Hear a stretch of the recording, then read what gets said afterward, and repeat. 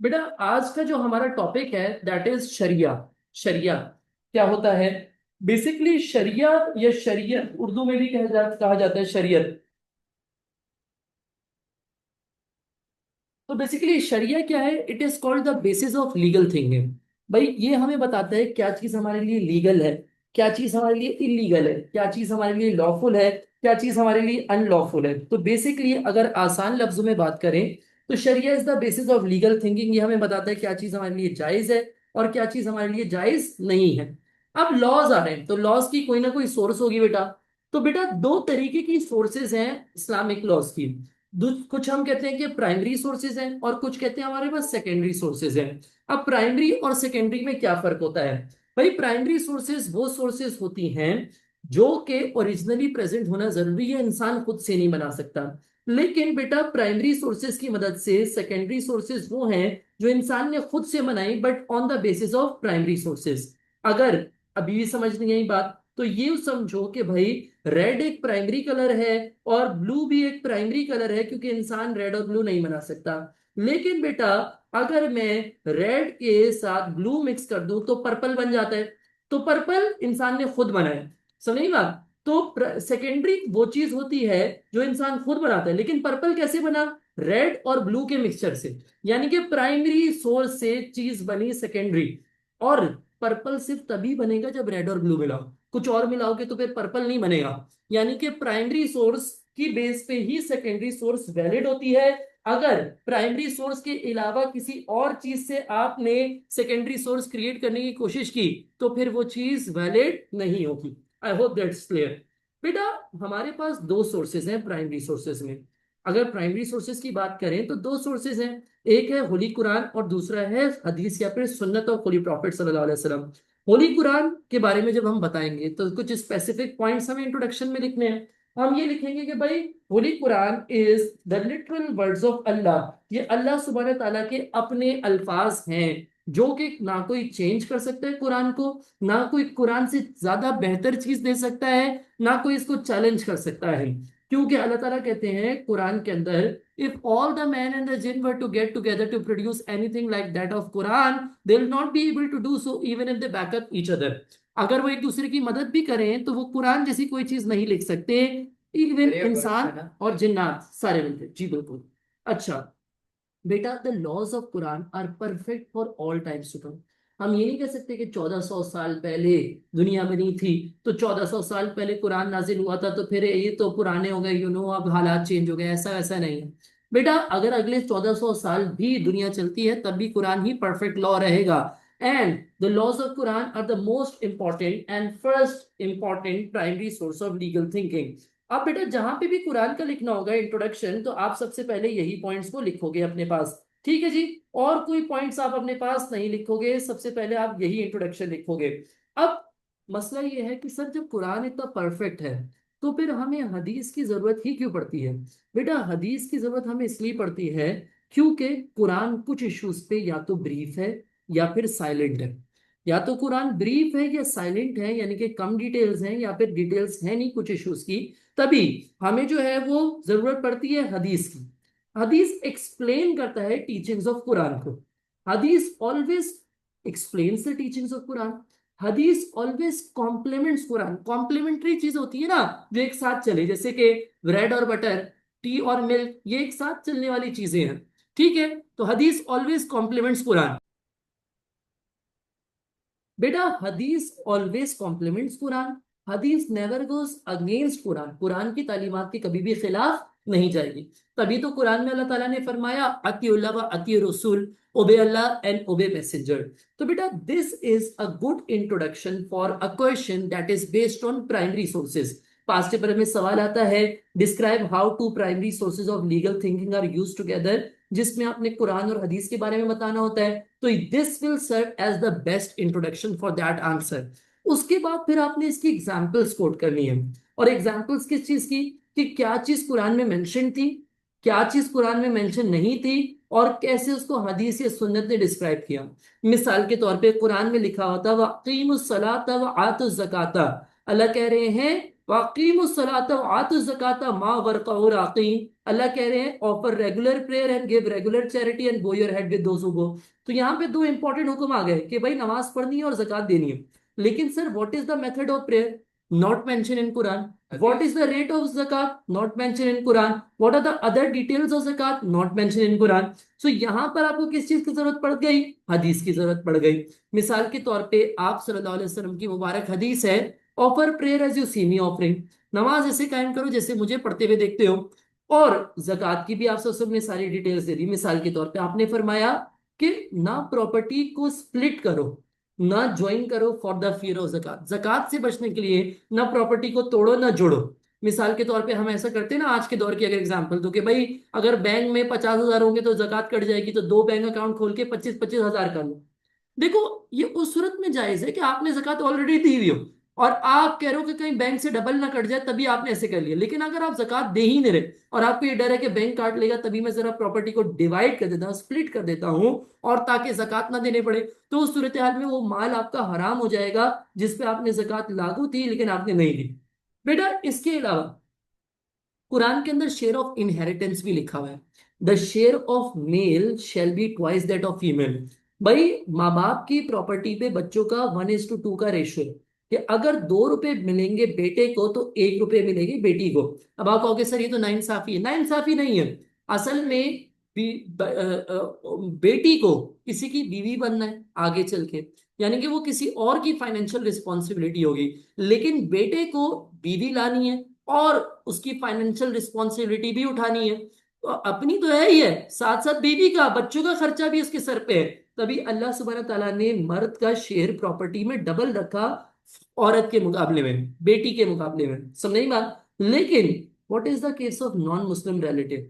देखो बेटा, आपके अगर बच्चे नहीं हैं, ठीक है, तो फिर आपकी एक्सटेंडेड फैमिलीज में प्रॉपर्टी डिवाइड होगी। समझ नहीं बात? आपके करीबी रिश्तेदार सारे मर गए तो फिर दूर के रिलेटिव्स में। अब यहां पर ऐसा होता है कि यहां पर ऐसा होता है कभी कभी जो रिलेटिव्स होते हैं वो नॉन मुस्लिम्स होते हैं, तो उनका क्या केस है? That was not mention in Quran और हदीस। इधर था। अबे यार, मैं क्लास लगा चुका था ना, मेरा फोकस इसमें लगा था, इसमें लगा था, ऊपर ही।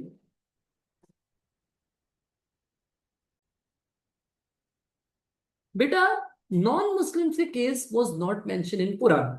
सो यहाँ पे होली प्रॉफिट सल्लल्लाहु अलैहि वसल्लम ने फरमाया, neither a non Muslim is entitled to inherit from a Muslim, nor a Muslim is entitled to inherit from a non Muslim. ना ही मुसलमान की प्रॉपर्टी पे नॉन मुस्लिम का हक है, ना नॉन मुस्लिम की प्रॉपर्टी पे मुसलमान का हक। बात खत्म, चाहे अब आपका बेटा ही क्यों ना हो। तो इस्लामिक शरिया तो ये कहता है, लेकिन पाकिस्तानी शरीयत के मुताबिक मिल जाता है। जैसे किसी का क्रिश्चियन बाप हो और उस बच्चे को उसकी प्रॉपर्टी पाकिस्तान में तो मिल जाती है, लेकिन मजहबी तौर पे इस हदीस में इसको मना फरमाया। ठीक है।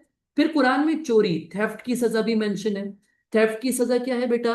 अल्लाह ताला ने कहा भाई मर्द हो या औरत हो, as for the thief either man और woman cut down the hand. Allah कह रहे हैं मर्द या औरत हो, कोई भी हो, अगर चोरी की तो उसका हाथ काट दिया जाए। That is the best and exemplary punishment from Allah. ये बेहतरीन सजा है अल्लाह की तरफ से। लेकिन मसला ये है कि सर इधर ये मेंशन नहीं है कि हाथ का कितना हिस्सा काटना है, या सर कौन सा हाथ काट देना है, या सर उसकी कम से कम अमाउंट क्या होनी चाहिए जिसकी जिस चोरी पे इसकी पनिशमेंट लागू हो। तो बेटा ये चीज कुरान में मेंशन नहीं थी। तो ये चीजें किधर मेंशन हुई? हदीस में। हुजूर सल्लल्लाहु अलैहि वसल्लम ने फरमाया कि राइट हैंड काटना है, कलाई तक काटना है, रिस्ट तक काटना है। और उस दौर की करेंसी थी 10 उकिया। उकिया, तो 10 उकिया, बेटा मैंने आज से 2-3 साल पहले सर्च किया था, तो 2083 रुपीज बन रही थी ये अमाउंट रुपए की टर्म्स में। आज के दौर में मैंने कहा 10 उकिया कितने होते हैं, तो ये कुछ ऐसी अमाउंट। तो आप जनरलाइज बता रहा हूं, अभी मैं एग्जैक्ट हर रोज एक्सचेंज रेट तो नहीं निकालूंगा ना। तो जनरली समझो कि 2,000 1,500 इतनी की चोरी पे, ये नहीं कि किसी ने 10 रुपए चुराए तो उसके भी हाथ कटेंगे, जिसने 1 करोड़ चुराए उसके भी हाथ कटेंगे। इसकी मिनिमम अमाउंट डिसाइड हुई कि भाई 10 उकिया। अब वो उस दौर की करेंसी में आप कन्वर्ट करोगे, आपको पता चल जाएगा उकिया की कितनी वैल्यू आ रही है। तो उस पे कम से कम चोरी है। और ये पूरी आयत क्या है ये भी सुन लो बेटा। अल्लाह ताला ने कहा cut down the hand, that is the best and exemplary punishment from Allah. और अल्लाह कहते हैं but if anyone repents, कोई माफी मांगता है तो Allah is oft forgiving and most merciful. Allah कहते हैं कि अगर कोई माफी मांगता है तो अल्लाह भी माफ करने वाला है, आप भी माफ कर दो। जरूरी नहीं कि हाथ ही काट, सुनेंगे बात, वरना तो आधी दुनिया ही है आपको पता है कि हाथ कटे हुए होंगे, फिर पैरों से ही काम करना सीखना पड़ेगा अगर चोरी की बेस पे आज हाथ काटने से। हम सभी चोर हैं, पाकिस्तान तो पूरा ही चोर है। हम हर हर कोई किसी ना किसी तरीके की किसी ना किसी नौयत की चोरी जरूर कर रहे हैं, चाहे हम पैसों की चोरी कर रहे हो या किसी का हक मार रहे हो, तो वो भी चोरी है। याद रखिएगा, अगर मैं आपका हक मार दूं तो वो उसको भी चोरी में कंसीडर करेंगे बेटा। बहरहाल वो एक अलग डिबेट है। इसके बाद हम लोग चौथी एग्जाम्पल पे आ रहे हैं। बेटा अल्लाह सुब्हान ताला ने कुरान में जिना यानी कि अडल्ट्री की भी सजा बताई। क्या सजा है भाई, क्या सजा है, अडल्ट्री की क्या सजा है? एंट्री के सर, दोनों को कोड़े पड़वाते हैं, 100 कोड़े हर किसी से। भाई यहाँ पे हमारे पास बच्चे बैठे हुए हैं और कह रहे हैं कि जयान साहब कह रहे हैं कि सर 100 कोड़े, 100 लैशेस की सजा है। ठीक है, बीच चौराहे पे 100 कोड़े मारे जाए ताकि उनको शर्मिंदगी हो, चाहे मर्द हो या औरत हो। लेकिन बेटा इस आयत की डिटेल ये है कि ये ना अनमेरिड पर्सन के बारे में नाजिल हुई थी। समझ बात, ये क्या हुई थी, एक अनमेरिड पर्सन के बारे में जिसकी अब जो डिजायर्स हैं वो पूरी नहीं हो पा रही क्योंकि उस बेचारे की शादी नहीं हुई है, उस बेचारी की शादी नहीं हुई, तो उससे ये हराम अमल हो गया, ये बड़ा गुनाह हो गया। तो उसकी सजा क्या है कि उसको 100 कोड़ों की सजा मिले, और पब्लिकली, ऐसे नहीं कि छुप के मार दिए। समझ नहीं बात, उसके उसको शर्मिंदगी का एहसास दिलाने के लिए। सर 4 का होना लाजमी है ना? ठीक है, अच्छा लेकिन बेटा, लेकिन मसला ये है कि व्हाट, ये तो अनमेरिड के बारे में, क्या मैरिड की भी सजा एक बराबर होनी चाहिए? यानी कि आपकी वाइफ है, आपके हस्बैंड है, आपकी आपका एक कमिटमेंट हो चुका है किसी से, आपकी रिक्वायरमेंट पूरी हो रही है, आपकी बॉडी ली आपकी फिजिकल रिक्वायरमेंट पूरी हो रही है, आपके पास ऑप्शन है, उसके बावजूद आप किसी और से आउटसाइड बॉन्ड ऑफ मैरिज अपना फिजिकल कांटेक्ट करते हैं, जो कि एक्सट्रीमली हराम है, मतलब हराम का भी एक्सट्रीम वर्जन है। समझ नहीं बात, तो इस पे क्या सजा होगी? भाई that was not mention in Quran, इसकी क्या सजा होगी? तो ये हमने निकाली सुन्नत से। बेटा जाबिर बिन अब्दुल्ला रजी अल्लाह ताला अन्हु एक सहाबी थे। वो बताते हैं कि एक शादीशुदा शख्स आप सल्लल्लाहु अलैहि वसल्लम के पास आया और वो कहता है कि या रसूलल्लाह मुझसे जिना हो गया। आप कहते हैं नहीं हुआ, जाओ। फिर कहता है मुझसे जिना हो गया, यानी कि सजा तलब कर रहे हैं। फिर आप वसल्लम कहते हैं नहीं हुआ, जाओ। फिर कहता है या रसूलल्लाह मुझसे जिना हो गया। फिर आप कहते हैं नहीं हुआ, जाओ। फिर चौथी बार विटनेस करता है, कहते हैं या रसूलल्लाह मुझसे जिना हो गया। तो आप सल्लल्लाहु अलैहि वसल्लम उसको 4 बार उसके अपने विटनेस करने पे पनिशमेंट अनाउंस करते हैं, that he should be stone to death. तो बेटा यहां से हमें पता चला कि देखो, एक अनमेरिड पर्सन जब जिना करता है दैट इज कॉल्ड अडल्ट्री, लेकिन जब एक मैरिड पर्सन करता है तो दैट इज कॉल्ड फोर्निकेशन। क्या कहलाता है? फोर्निकेशन कहलाता है। समझ नहीं बात? तो अल्लाह सुब्हानहू तआला ने फोर्निकेटर की सजा क्या रखी, that he must be stone to that, but condition क्या है, that there should be 4 witnesses. अब सवाल ये पैदा होता है कि सर 4 विटनेसेस कैसे? जिन्होंने देखा हो, या जिसने उस जिसके सामने उसने खुद एक्सेप्ट किया हो कि मैंने ये गुनाह किया है, ये भी हो सकता है। लेकिन बेटा याद रखिएगा, अब उसने किसको बताया था? सिर्फ होली प्रॉफिट। लेकिन कितनी बार बताया? 4 बार। तो अगर आप एक ही शख्स से 4 बार डिस्कस करते हैं ना अपने गुनाह को, बोलते हैं ना ये मेरा बेस्ट फ्रेंड है, ये मेरा राज किसी को नहीं बताता, वो अपने उसी से बार बार बार बार डिस्कस कर ले। आपने कहा मैंने 4 गुना तो नहीं क्रिएट किया, लेकिन आपने उसमें उसी शख्स को 4 बार गवाही दे दी। वो आखिरत के दिन अल्लाह के सामने खड़े होकर 4 दफा कहेगा, यानी कि वो कहेगा या अल्लाह इस बंदे ने मुझे 4 दफा गवाही दी थी, इसको सजा मिलनी चाहिए। तो बेस्ट फ्रेंड दुनिया का होता है, आखिरत का कोई बेस्ट फ्रेंड नहीं है। आखिरत में तो जो पैगंबर है ना, सिर्फ हुजूर सल्लल्लाहु अलैहि वसल्लम के अलावा, वो भी अपनी मगफिरत की दुआएं करे होंगे। सिर्फ सिर्फ ये हुजूर सल्लल्लाहु अलैहि वसल्लम की पाक जात है कि वो आपके दिए वो फिर भी उम्मती उम्मती कह रहे होंगे, बाकी तो सब नफसी नफसी का आलम होगा। समझ नहीं बात? तो ये बेस्ट फ्रेंड को भी आपने कभी गुनाह नहीं बताना।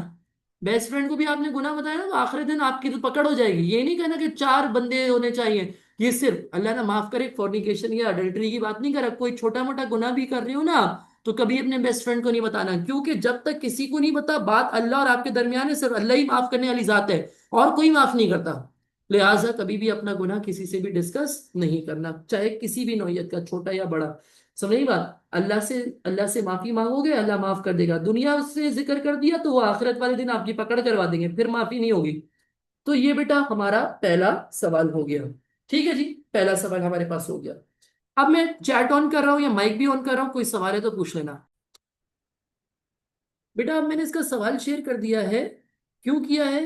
क्योंकि आप लोग इसका फिर ये होमवर्क का आंसर लिखोगे। भाई सवाल क्या है? Describe how Quran and hadith are used together in legal thinking. या फिर सवाल आता है describe how two primary sources of legal thinking are used together. Primary thinking Quran हदीस ही है basically, primary sources basically Quran हदीस ही है। और वही बात है लीगल थिंकिंग यानी कि लॉज के पर्सपेक्टिव से बताना है। तो पहले introduction of Quran, introduction of हदीस, ये एक ही पैराग्राफ में, मैंने दो पैराग्राफ लिखे हुए, आप इसको एक ही पैराग्राफ में कन्वर्ट कर देना। ठीक है, थोड़ा शॉर्ट भी कर सकते हो, मैंने थोड़ा डिटेल में बताया होता क्योंकि मुझे नहीं पता होता सवाल किस किस तरीके से आएंगे, तो मैं पूरी इंफॉर्मेशन देता हूँ। आप सवाल के अकॉर्डिंग इसको एडजस्ट करोगे, ठीक है ना? भाई मुझे क्या पता कभी सिर्फ हदीस का सवाल आ जाए, कभी सिर्फ कुरान का सवाल आ जाए, तभी मैं मोटा मोटा इंट्रोडक्शन लिख के देता हूँ, ठीक है ना? लेकिन आप उसको सवाल के अकॉर्डिंग अपने एडजस्ट कर लोगे। इस पर्टिकुलर सवाल में एक ही पैराग्राफ में दोनों बातें लिख दोगे। फिर एग्जाम्पल्स ऑफ कुरान एंड हदीस। देखो मैंने यहाँ पे चार एग्जाम्पल लिखी हुई है और हर एग्जाम्पल में मैंने मल्टीपल पॉइंट्स बताए मैं, जैसे कि जक़ात की ये भी हदीस बताई हुई है, जक़ात की ये भी बताई हुई है। तो आपको सारी लिखने की जरूरत नहीं है, आप सिर्फ उतना लिखो कि आपकी बात एक्सप्लेन हो जाए। एक एग्जाम्पल भी लिख दो काफी है। लेकिन मैं क्यों ज्यादा लिखता हूँ कि भाई मुझे नहीं पता सवाल की रेंज क्या होगी, कभी ज्यादा आ जाए कभी कम आ जाए। इस पर्टिकुलर सवाल में एक एग्जाम्पल भी लिख दो तो काफी है। बेटा कुछ और एग्जांपल्स भी यहाँ पे मेंशन है, जैसे सुहूर टाइमिंग्स की, वो आपको नहीं पता तो मैं अभी बता देता हूँ। भाई कुरान के अंदर अल्लाह ताला ने लिखा था, अल्लाह ताला कहते हैं eat and drink until the white thread becomes distinct from the black thread in the sky। तो बेटा वो अल्लाह ताला जो लफ्ज इस्तेमाल करे थे, वो ब्लैक थ्रेड के लिए व्हाइट थ्रेड के लिए अबियत का, और ब्लैक थ्रेड के लिए असवद का लफ्ज इस्तेमाल करे थे। ठीक है, तो ये क्या चीज का जिक्र करते हैं, ये साहबियों को समझ नहीं आया। तो हुजूर सल्लल्लाहु अलैहि वसल्लम ने समझाया कि अल्लाह ताला कह रहे खाना पीना कर सकते हैं जब तक वाइट यानी कि रोशनी की किरण काले आसमान पे वाजे ना हो जाए। तो बेटा काले आसमान पे, रात के आसमान पे रोशनी की किरणें कब आती हैं? फजर के टाइम पे आती हैं, फजर का टाइम इससे स्टार्ट होता है। तो हुजूर सल्लल्लाहु अलैहि वसल्लम ने समझाया कि ये अल्लाह ताला डॉन की लिमिट की बात करे, तो आप ये भी लिख सकते हो। देखो बाकी एग्जांपल्स हमने सलात जक़ात वाली भी पढ़ी हुई है, अब सुहूर टाइमिंग वाली भी पढ़ ली, शेयर ऑफ इनहेरिटेंस वाली भी पढ़ ली, अडल्ट्री वाली भी पढ़ ली। तो यहाँ पे ये चार एग्जांपल्स लिखी हुई है, वहां पे चोरी थेफ्ट वाली लिखी हुई है। तो आपके पास टोटल पांच एग्जांपल्स आ गई हैं। ठीक है, अब मैंने आपको बताया कि शरिया एक ऐसा टॉपिक है जो पेपर वन में भी आता है और पेपर टू में भी आता है। तो अभी जो दो सवाल आपको दिखाए थे वो पेपर वन के थे, अब जो सवाल दिखा रहा हूँ वो पेपर टू का है, हालांकि आंसर सेम ही रहेगा। भाइयों क्या कह रहा है? Outline the relationship between Quran and हदीस व्हेन फॉर्मुलेटिंग इस्लामिक लॉज। लेकिन ये सवाल कब आया बेटा? ये आया मई जून 2020, पेपर टू टू, यानी कि पेपर टू वेरिएंट टू, हमारा वाला वेरिएंट और हमारा पेपर टू। तो बेटा ये मत समझना कि सिर्फ एक पेपर में, अगर ये एक पेपर में नहीं आया तो दूसरे में आ जाएगा, आएगा, ये सवाल आ ही जाता है। ठीक है, देखो वही वाली सारी बातें यहाँ पे बताई हुई जो आप इसकी मार्क्स स्कीम का भी आप स्क्रीनशॉट ले सकते हो, जिसके पास मेरे नोट्स है तो उसके बाद तो और भी अच्छी बात है। और इसकी बेसिस पे आप लोग आंसर लिखोगे। और ये दो सवाल आपके होमवर्क, बेसिकली एक भी कर लोगे तो दोनों हो जाएंगे, दोनों को अलग अलग से करने की जरूरत नहीं है। तो बेटा यहां तक बात क्लियर है? अगर क्लियर है तो क्लियर लिख दीजिए, फिर मैं आगे बढ़ूंगा। बेटा अब मैं पढ़ा रहा हूं आप लोगों को इज्मा, that is the secondary source of legal thinking. समझे एक बात, ये क्या है? Secondary source of legal thinking है। देखो बेटा इज्मा वर्ड जिससे निकला है, इज्मा वर्ड जमा से निकला है। जमा होता है ना, जमात होती है। जमात क्या होता है? Gathering of student. Single student एक है, लेकिन जब बहुत सारे स्टूडेंट मिलके तो एक जमात कायम कर ली उन्होंने। समझ नहीं बात? जमा मतलब गैदर करना, गैदरिंग को जमात कहते हैं। ठीक है, तो इज्मा सेम रूट से निकला है। बेटा इज्मा is the consensus of opinion. Opinions का किसी भी शरई मसले पे सब ओपिनियंस को गैदर करना इज्मा है। लेकिन सवाल ये पैदा होता है sir, who has the authority to do इज्मा? इज्मा करने की अथॉरिटी, वैलिडिटी किसके पास है? कौन इज्मा कर सकता है? देखो इस पे थोड़ा सा इख्तिलाफ है। कुछ लोग कहते हैं कि सिर्फ सहाबा किराम थे जो इज्मा कर सकते थे। ठीक है, कुछ कहते हैं कि फर्स्ट इस्लामिक कम्युनिटी में सहाबी तो थे ही थे, लेकिन उनके अलावा जैसे वाइफ्स ऑफ होली प्रॉफिट वगैरह वगैरह ये सब इज्मा कर सकती थी। कुछ लोग कहते हैं कि आज के दौर में भी जो मुस्लिम ज्यूरिस्ट हैं, सुनिए बात, जो जो इल्म रखते हैं, जो स्कॉलरली लोग हैं, मुफ्ती हैं, ये इज्मा कर सकते हैं। और शिया कम्युनिटी कहती है कि इनके इमाम्स जो हैं वो इजमा कर सकते थे। तो बेसिकली मैं तो ये मानता हूं कि ये सब के सब इजमा करने के काबिल है। क्यों भाई? साहबियों के बारे में भी बड़ी बड़ी हदीसें हमारे पास, फर्स्ट इस्लामिक कम्युनिटी के बारे में जनरल। अगर फर्स्ट इस्लामिक कम्युनिटी के बारे में है, तो यानी कि कंपेनियंस उसी में शुमार हो गए। हुजूर सल्लल्लाहु अलैहि वसल्लम फरमाते हैं, my people are like stars, those who will follow them get will get guidance. मेरे लोग, मेरी जो कौम है, यानी कि मेरे साथ जो लोग रहते हैं, जी आज ही पढ़ा देंगे बेटा। मेरे साथ जो लोग रहते हैं ये सितारों की मानंद है, जो इनके पीछे चलेगा वो गाइडेंस हासिल करेगा। तो यानी कि फिर तो साहबियों की बात मानना, उनका किया हुआ इजमा तो हम पे वाजिब है, वो मानना जरूरी है, फर्ज है बल्कि। बेटा फिर आज की दौर में जो मसाइल हैं उनका हल कैसे निकालें? तो आज के दौर के जो मुफ्ती कराम है वो इजमा करेंगे। समझ नहीं बात? तो बेटा आज के दौर में जैसे कोविड के टाइम्स में नए नए मसले आ गए, जुम्मे की नमाज नहीं पढ़ पा रहे थे, उस पे इजमा हुआ कि हाँ जी जान का खतरा हो तो छोड़ सकते हैं। फिर हदीस तो ये कहती है कि बेटा नमाज के टाइम जमात कर कायम करते हुए गैप नहीं दे सकते। लेकिन अब वो कोविड के टाइम से सोशल डिस्टेंसिंग थी, एक एक फुट का गैप रख के नमाज पढ़ रहे थे, तो वो भी इजमाई मसला था बेटा, वो उसमें फिर सबने वो किया। ठीक है। तो आज के दौर में जैसे क्रिप्टो करेंसी आ गई, अब इस पे भी इजमा करने पड़ेंगे कि भाई क्या चीज हलाल है क्या चीज हराम है। नई नई चीजें आती रहती है बेटा, तो आज के दौर के भी मुफ्तियों को इजाजत है। अल्लाह ताला की तरफ से कुरान की आयत भी अल्लाह ताला कहते हैं, अतीउल्लाह व अतीउर रसूल, obey Allah and obey messenger and those charged with authority amongst you. और तुम्हारे पास, तुम में से भी जिसके पास अथॉरिटी है वो इजमा कर सकता है, अल्लाह कह रहे हैं उसको भी ओबे करना है। तो हम पे फर्ज है, this leaves no room for controversy. या हम कहेंगे यार ये कंट्रोवर्शियल है, मेरे तो मुफ्ती ने कहा है तो मैं नहीं समझता, मैं तो कुरान हदीस के मुताबिक चलूंगा। कुरान हदीस के मुताबिक ही चलना ये है कि मुफ्ती के फतवे को चल पे ऊपर चलना है। लोग कहते हैं ना यार ये तो अपने फायदे की बात करते हैं, आज पॉलिटिकल इन्फ्लुएंस है और ये वो बातें सारी अपनी जगह, आप पे लेकिन फर्ज है, आप दूसरे का हिसाब किताब नहीं करोगे, आप अपना हिसाब किताब करोगे। आपका ये हिसाब किताब है कि अगर कोई इजमा से एग्रीमेंट हो गया तो आपने मानना है। आप ये नहीं कहोगे यार मुझे समझ नहीं आता, कुरान में तो कहीं नहीं लिखा हुआ, हदीस में तो कहीं नहीं लिखा हुआ इसके बारे में कि क्रिप्टो ये है या ट्रेडिंग ये है, ये वो फॉरेक्स ये है। ये नहीं करना। अगर मुफ्ती ने कह दिया और इजमा हो गया, उस बात पे इत्तेफाक हो गया, तो आपने मानना है उसको। क्योंकि अल्लाह ताला ने कहा obey Allah and obey messenger and those charged with authority amongst you, जिसके पास अथॉरिटी है वो उसकी बात भी मानना, अतात करना आप पे फर्ज है। समझ नहीं बात? तो ये बात माननी पड़ेगी, क्योंकि हुजूर सल्लल्लाहु अलैहि वसल्लम ने कम्युनिटी को इजाजत भी दी। आपने फरमाया my community shell never agree upon error, मेरी उम्मत कभी भी गलत बात पे मुत्तफिक नहीं होगी। और एक और जगह आपने फरमाया अवॉइड ब्रांचिंग पाथ्स, कि कोई इधर जा रहा है उधर जा रहा है, जो ब्रांचेस तो ऐसी ग्रो होती है ना बेटा, इधर से उधर उधर से इधर। आपने कहा इस बात को क्या करना है? अवॉइड करना है। अवॉइड ब्रांचिंग पाथ, अपने अपने रास्ते इख्तियार ना करो, and keep to the general track, कि भाई जिस तरफ सब चल रहे हैं सिर्फ उस डायरेक्शन में चलो। ठीक है भाई। इससे साबित होता है कि इज्मा करना ना सिर्फ वैलिड है बल्कि इंपैरेटिव इंपॉर्टेंट भी है। समझ नहीं बात? अब मैं ये बात कर रहा हूं कि इज्मा कितने तरीके के हैं। भाई इज्मा दो तरीके के हैं, एक है एक्सप्लिसिट इज्मा और दूसरा है इम्प्लिसिट इज्मा। एक्सप्लिसिट क्या है बेटा? जहां पे ज्यादातर स्कॉलर्स ने अपने ओपिनियन को एक्सप्रेस किया। क्या किया? एक्सप्रेस किया।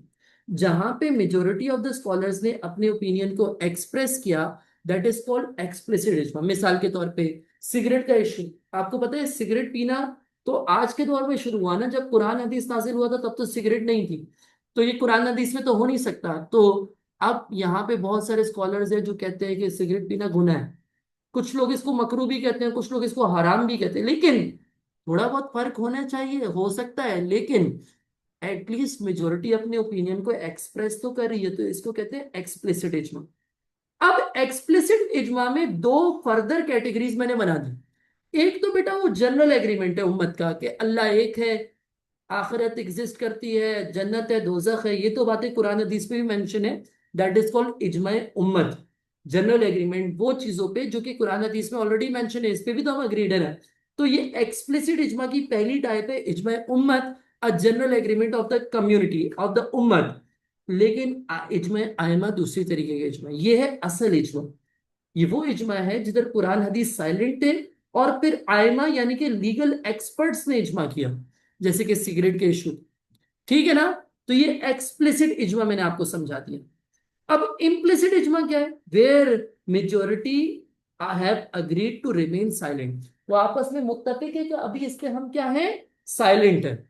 मिसाल के तौर पे, मिसाल के तौर पे आपको पता है यार, क्रिप्टो करेंसी। अब इसमें ना कॉम्प्लिकेशंस बहुत हैं, और ये हर रोज कुछ नई चीज ऐड हो जाती है इसमें। ठीक है? मिसाल के तौर पे भाई हमारे पास एक है स्पॉट ट्रेडिंग, एक है फ्यूचर ट्रेडिंग। उसके अंदर भी जो पैसा लगा रहे हैं, मेरे दोस्त वगैरह बात करते हैं तो मैं सुनता रहता हूँ कि भाई उसमें फिर पैसा इंश्योर हो जाता है। अब उसका जो इंश्योर्ड पैसा है वो हराम है, हलाल है, क्या है? अब देखो, हर रोज क्रिप्टो करेंसी की डीलिंग्स में तब्दीलियां आई। तो मुफ्ती अब कोई क्रिप्टो एक्सपर्ट या फाइनेंशियल एक्सपर्ट थोड़ी बैठे हुए। हाँ, कुछ हैं जिनको एक्सपर्ट समझा जाता है, जैसे कि मुफ्ती तकी उस्मानी साहब का एक बड़ा नाम है, जो हेरा फाउंडेशन जिनका स्कूल भी है ना, इनका बड़ा एक नाम है। तो मुफ्ती तकी उस्मानी को लीगल एक्सपर्ट समझा जाता है फाइनेंशियल मैटर्स पे। समझ नहीं माँ? तो वो और दीगर पूरी दुनिया के जो माहिर है इस फील्ड में, वो बैठ के अभी इस पे रिसर्च वर्क कर रहे हैं, क्रिप्टो की किस सूरत में हराम है, किस सूरत में हलाल है। तो देखो, अभी तक वो काम कंप्लीट नहीं हुआ, तो majority of the scholars will remain silent on that issue. उनका अग्रीमेंट किस बात पे? साइलेंट रहने। तो दैट इज कॉल्ड इम्प्लिसिट इजमा। ये क्या है? इम्प्लिसिट। देखो, एक्सप्लिसिट का मतलब होता है वाजे, इम्प्लिसिट का मतलब होता है छुपा हुआ, साइलेंट चीज। तो साइलेंट है किस बात पे? मुत्तफिक है किस बात पे? साइलेंट रहने। तो इसको कहते हैं इम्प्लिसिट इजमा। क्लियर हो गई बात बेटा? अब बेटा इजमा की मिसालें बता रहा, एग्जाम्पल्स बता रहा। इजमा हुजूर सल्लल्लाहु अलैहि वसल्लम ने भी किया, इजमा सहाबियों ने भी किया, इजमा आज के दौर में भी होता है। लेकिन याद रखेगा, हुजूर सल्लल्लाहु अलैहि वसल्लम का इजमा बाकी किसी के इजमा से मुख्तलिफ होगा। क्यों? क्योंकि हुजूर सल्लल्लाहु अलैहि वसल्लम हिमसेल्फ एक प्राइमरी सोर्स है। आपने बस कह दिया ओके, तो इजमा वैलिड हो गया। आपको जाके ढूंढने की जरूरत नहीं है अपनी दूसरी हदीस से या कुरान में। समझ नहीं बात? क्योंकि हुजूर सल्लल्लाहु अलैहि वसल्लम हिमसेल्फ इज अथॉरिटी। ठीक है? तो हुजूर ने ओके बोल दिया, इजमा वैलिड है। लेकिन अगर सहाबी इजमा कर रहे होंगे या आज के दौर के मुफ्ती इजमा कर रहे होंगे, तो उनको कंपेयर करना पड़ेगा किससे? कुरान से या हदीस से। ये एक फर्क है, बाकी वही रूल है। बेटा, हुजूर सल्लल्लाहु अलैहि वसल्लम के इजमा की मिसाल सुनी। गज़वा अहद में जब लड़ने जा रहे थे, हुजूर ने इजमा किया, साहबियों से पूछा कैसे लड़े, बाहर जाके लड़े या शहर में रहते हुए, मदीने के अंदर रहते हुए लड़े या मदीने से बाहर जाके? तो साहबियों ने कहा बाहर जाके लड़ना चाहते। हुजूर सल्लल्लाहु अलैहि वसल्लम ने अग्री किया, ठीक है हम बाहर जाके लड़ेंगे। ये इजमा की मिसाल हो। ठीक है? दूसरी मिसाल सुनो। गज़वा खंदक में जब खबर मिली दुश्मन आ रहे हैं, तो एक सहाबी थे जिनका नाम था हजरत सलमान फारसी। उन्होंने एडवाइस दी कि या रसूलुल्लाह, हम खंदक खोद देते हैं इधर उधर। हम क्या करते हैं? खंदक खोद देते हैं ताकि घोड़े उसको पार ना कर पाए, ट्रेंच बिल्ड कर देते हैं। सबने कहा ओके, हुजूर सल्लल्लाहु अलैहि वसल्लम ने कहा ओके, यानी कि सब कंपेनियंस की एडवाइस पे डिफेंस के तौर पे खंदक खोदी गई, ट्रेंच खोदी गई। तो ये हुजूर सल्लल्लाहु अलैहि वसल्लम भी मशवरा कर रहे हैं, ये इजमा है। ठीक है? अब सहाबियों की मिसाल देते हैं। अब सहाबी या तो कुरान की बेस से इजमा करेंगे या सुन्नत या हदीस की बेसिस पे। तो भाई हुजूर सल्लल्लाहु अलैहि वसल्लम,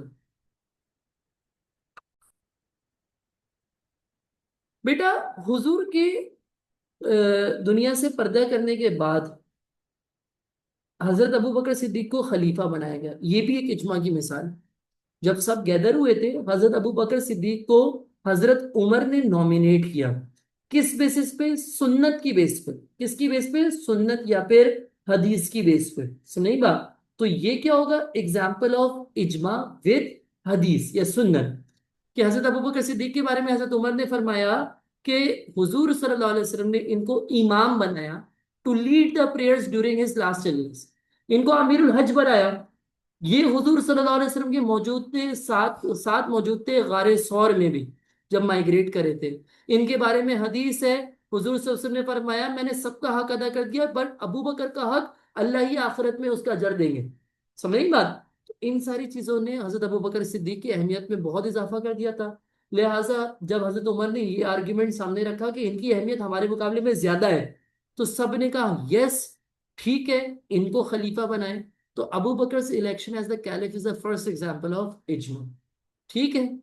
उसके बाद सुनो, हजरत उमर का दौर आया ना, तो इस्लामिक एम्पायर बहुत फैल गई थी, बड़ी बड़ी जगह, पूरा इराक, इजिप्ट, पूरा सीरिया मुसलमानों के अंडर आ गया। तो अब मुसलमान वहां पे रहने लग गए, लेकिन अभी मसाजिद उतनी तामीर नहीं हुई थी। हजरत उस्मान के दौर में कंप्लेन आने लग गई। हजरत उस्मान नए खलीफा बने ना, इनके दौर में कंप्लेन आई। कंप्लेन क्या है कि मस्जिदें दूर हैं, हम वक्त पे पहुंच नहीं पाते, नमाज मिस हो जाती हो। तो भाई इजमा किया गया क्या जुम्मे की नमाज को छोड़ सकते हैं, या उसकी जगह जोहर पढ़ ले तो ओके है कि नहीं है? भाई नहीं, कुरान की हदीस सामने कुरान को सामने रखा गया, बेसिकली कुरान की आयत को सामने रखा गया। सूरह जुमा, अल्लाह ताला फरमाते हैं, अल्लाह ताला क्या कहते हैं, या अय्युहल्लज़ीना आमनू इज़ा नूदिया लिस्सलाति मिन यौमिल जुमअति फस्सौ इला ज़िक्रिल्लाहि व ज़रुल बैअ।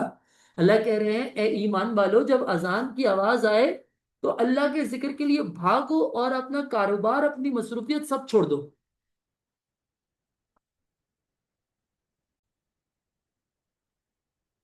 बहरहाल बेटा, हजरत उस्मान के दौर में देखा गया, कुरान की बेस पे सूरह जुमा में लिखा था कि अजान की आवाज है, अल्लाह के जिक्र के लिए भागो और अपनी मसरूफियत कारोबार सब छोड़ दो।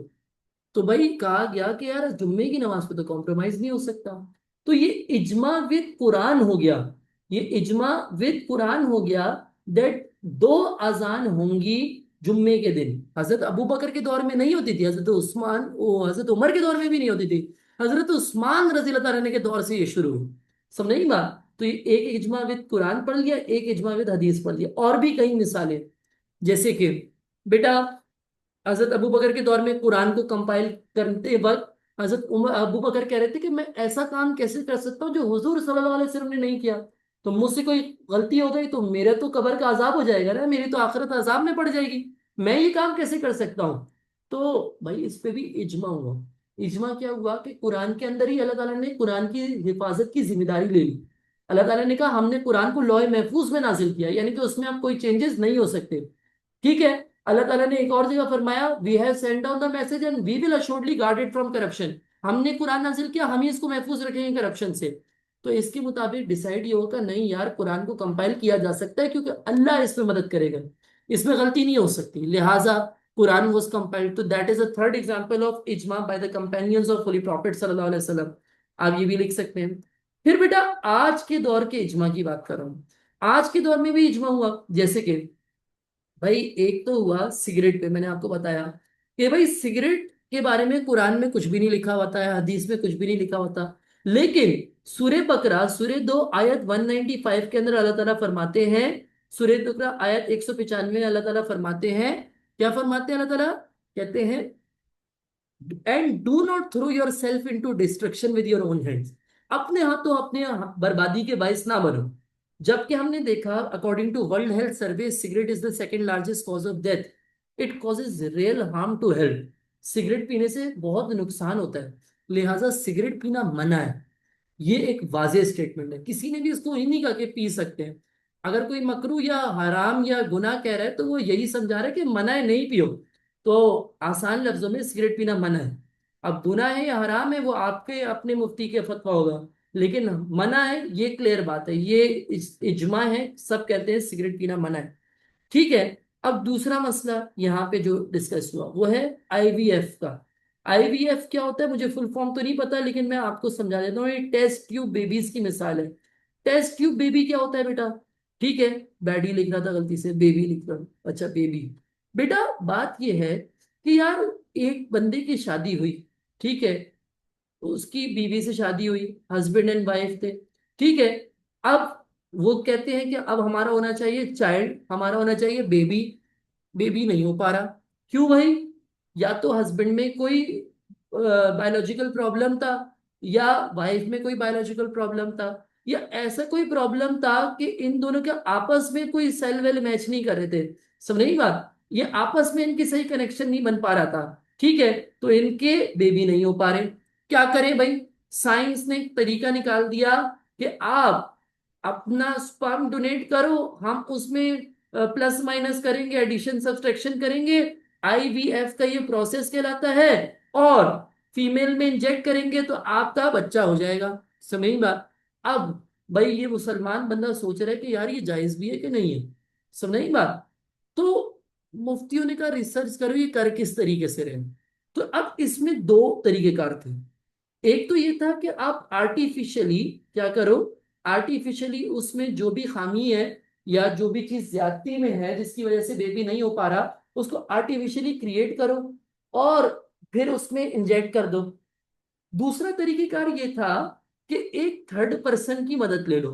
समझ नहीं बात। फॉर एग्जाम्पल स्पर्म स्पर्म में कोई कमी पेशी है तो थर्ड पर्सन से वो चीज ले लो। समझ नहीं बात। ठीक है, तो भाई थर्ड पर्सन की मदद को तो इस्लाम ने मना कर दिया, बोले नहीं, इस सूरत हाल में तो ये हराम है। भाई थर्ड पर्सन की मदद ली गई इस प्रोसेस में तो ये तो सूरत तरह से हराम है। लेकिन हाँ, अगर थर्ड पर्सन के बगैर हस्बैंड एंड वाइफ के दरमियान ही ये प्रोसेस हो रहा है और कोई टेक्नोलॉजी यूज की जा रही है apart from taking help from a third person और उससे आपका बच्चा पैदा हो जाता है तो दैट इज हलाल। समझ नहीं बात। तो देखो कितने बड़े बड़े मसले हल हो गए इजमा से। वरना तो ये शख्स कभी करता ही नहीं। समझ नहीं बात। ये शख्स आईवीएफ की तरफ कभी जाता ही नहीं और इसका बच्चा नहीं हो पाता और फिर ये लोग बेचारे सैड सैड जिंदगी गुजारते। लेकिन अब क्योंकि इजमा हो गया और उसने कहा कि सर इस तरीके से ये जायज है, इस तरीके से नाजायज है, अगर जायज तरीके से आपका मसला हल हो सकता है तो कर ले और वो मसला हल कर लेगा तो हंसी खुशी जिंदगी गुजारेगा। तो उसका तो टेंशन ही सॉल्व हो गई भाई इजमा की मदद से। तो this is the importance of इजमा कि इजमा नए मसाइल का हल निकाल देता है। इजमा की इंपॉर्टेंस क्या है?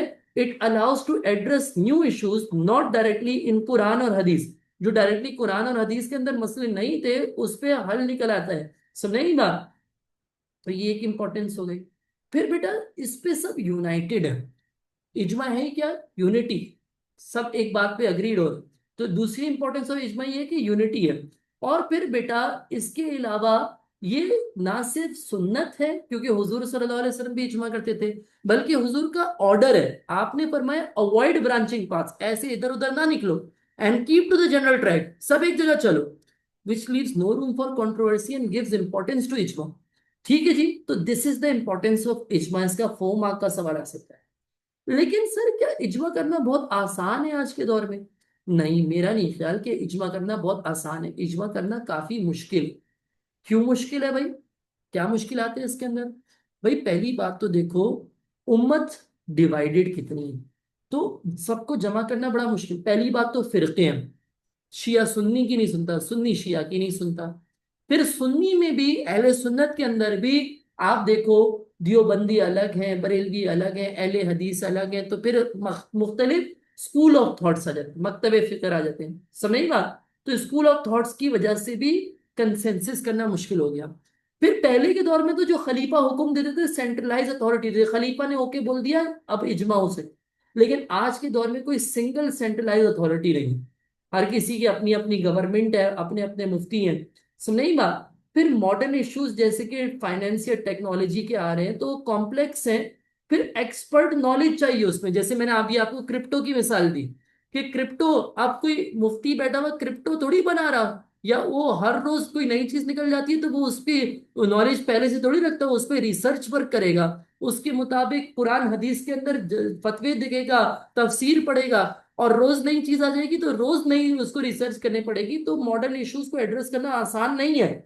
समझ नहीं बात। लोग बोलते रहे ये मुफ्ती करते ही क्या है, ये मुफ्ती दिन रात काम करते हैं बेटा। ये लोग कहते रहे इतनी बड़ी बड़ी गवर्नमेंट ने गाड़ियां दी हुई है, प्रोटोकॉल दिया हुआ है, सिक्योरिटी दी हुई है, ये मुफ्ती तकी उस्मानी साहब के आगे पीछे बंदे घूमते हैं, गार्ड घूमते हैं। ये क्यों? क्योंकि ये उम्मत के लिए काम करें, अपनी जिंदगी वक्त करें, तो इनका जायज हक है कि ये इनके पीछे आगे पीछे लोग घूमें। लेकिन अब यहां से एक मसला आ जाता है। मसला क्या आ जाता है कि अब इनको इनको प्रोटेक्शन, पैसा और सपोर्ट कौन दे रहा है? पॉलिटिशियंस।